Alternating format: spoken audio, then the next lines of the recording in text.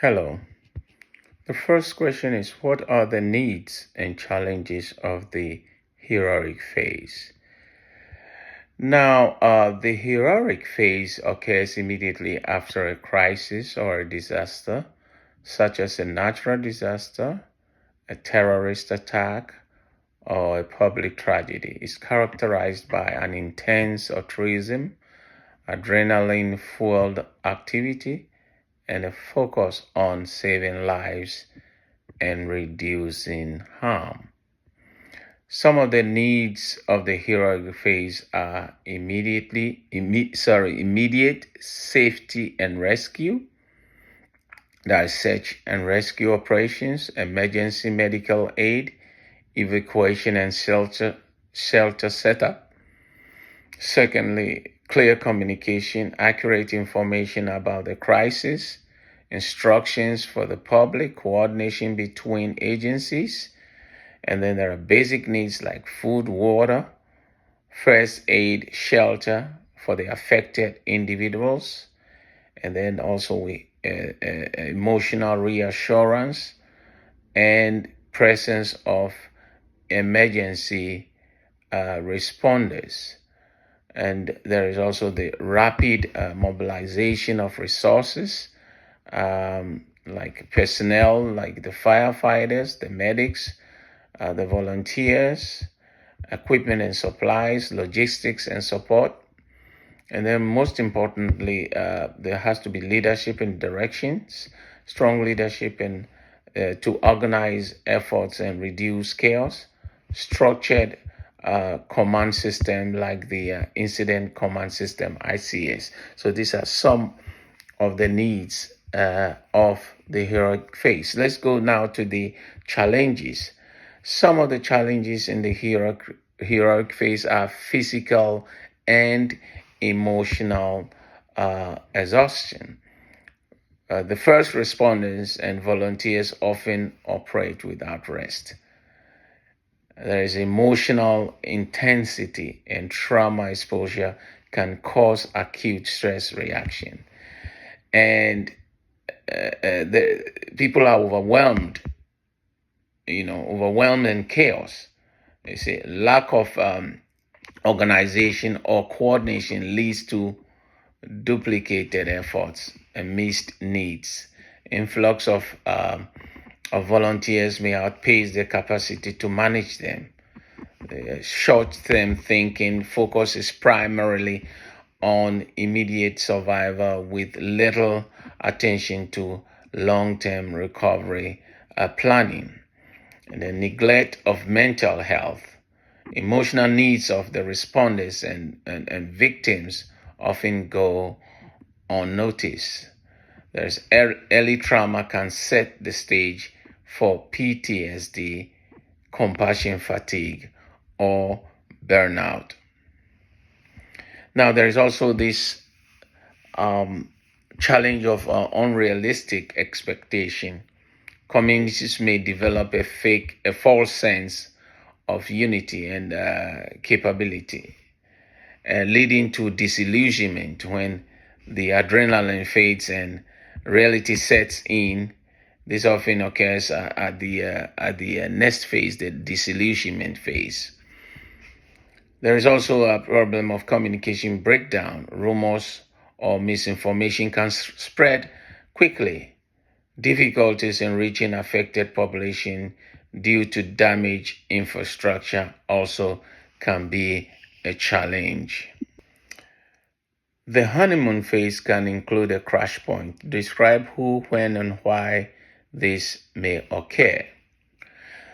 All right, the honeymoon crash point refers to the turning moment when optimism and communal support begin to decline following a crisis. It typically marks the transition from the honeymoon phase to the disillusionment phase in disaster recovery. This phase follows the heroic phase and usually lasts from few weeks to from few days to a few weeks after a disaster. It's marked by community cohesion and unity, sense of shared purpose, high visibility of outside support, including media, volunteers, and aid agencies. Hope that recovery will be swift and effective. Now, the crash point is when the initial emotional high collapses and reality of the loss, the bureaucracy, and long-term recovery sets in.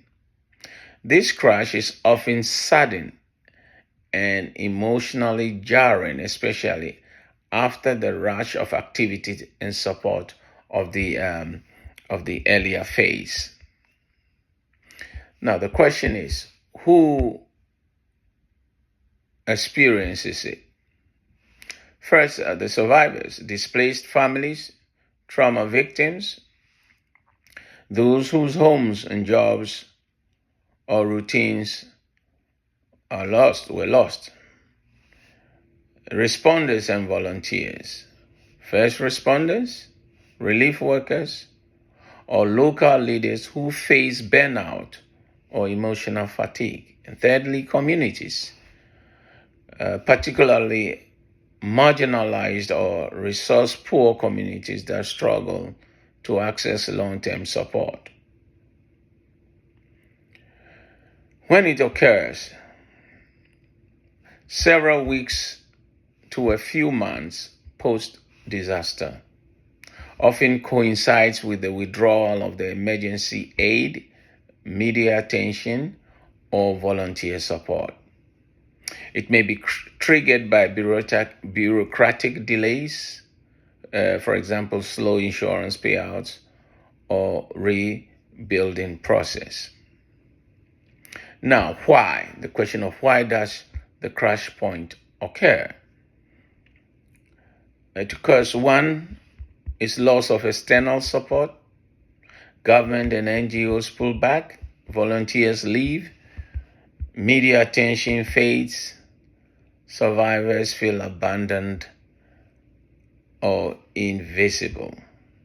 Now, secondly, there is an onset of reality. People begin facing long-term problems, unemployment, trauma, housing, instabilities, promises made in the heroic or honeymoon phase go unfulfilled. Then there is an onset of exhaustion and burnout. Physical and emotional fatigue catches up. Mental health issues like depression, grief, anxiety, PTSD begin to. Third question, during the disillusionment phase, fear, anger, hopelessness can set in. What types of clinical conditions may develop from these circumstances, and what type of treatment is best to overcome them? Now, the disillusionment phase following the honeymoon crash point is one of the most emotionally difficult stages of disaster or crisis recovering. This phase can last for months to over a year and is marked by frustration, loss of trust, psychological weariness. It's also a period where clinical mental health conditions are most likely to emerge. Common clinical condition in the disillusionment phase is post-traumatic stress disorder, PTSD, that's triggered by prolonged exposure to trauma, fear, and hopelessness. The symptoms are flashbacks, nightmares, avoidance, hypervigilant, and emotional numbness. And then there is also the major depressive disorder caused by sustained grief, hopelessness, unmet recovery expectations. And the symptoms are sadness, fatigue, loss of interest, guilt, suicidal ideation. And then the third is generalized anxiety disorder. Ongoing stress and uncertainty can lead to chronic anxiety. Individuals may turn to alcohol or drugs to numb the distress or escape reality.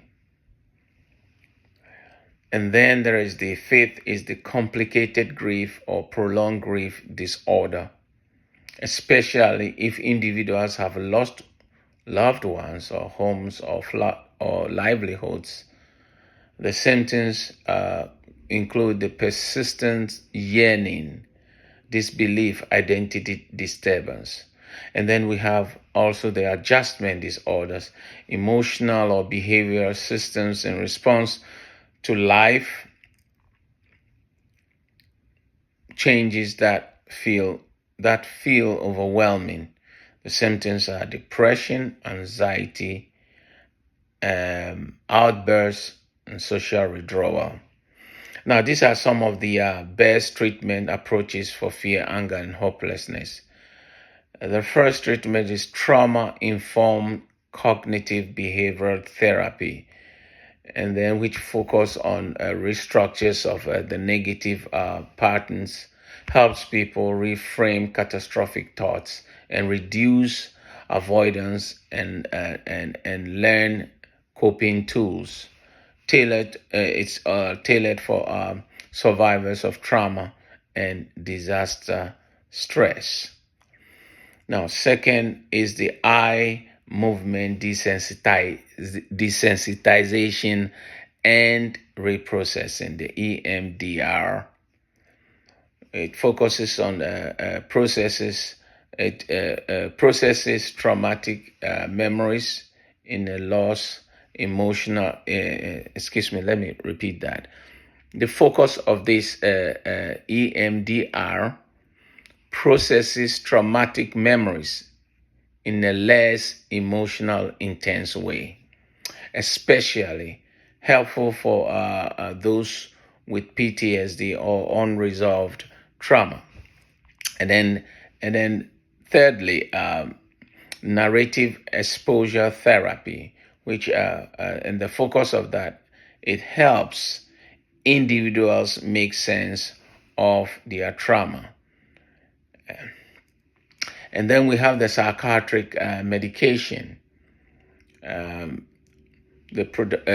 which helps sleep aids or short-term or anti-anxiety meds may be used for acute symptoms. Medication is best used alongside therapy. Now, the fifth is group therapy or peer support. This therapy rebuilds community trust, reduces isolation, and fosters shared healing. It's particularly effective for processing anger and betrayal, cultivating resilience, and mutual encouragement. Now, the sixth is the spiritual and cultural healing practices, rituals, faith-based counseling, traditional healing that can provide meaning and making, hoping and restoration, and community cohesion. Now, the seventh is community-based interventions, the mobile mental health units, disaster recovery centers, and local outreach helps that to normalize emotional reactions. So these are some of the treatment that is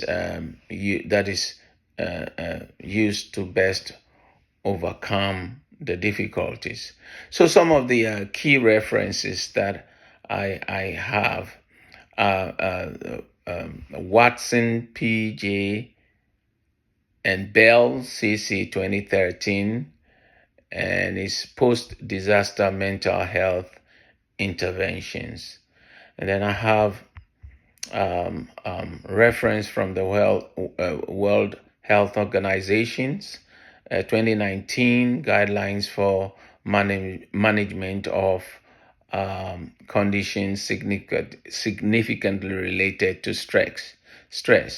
And then I have the SMHSA 2022 Disaster Mental Health and Trauma Informed Care. Thank you.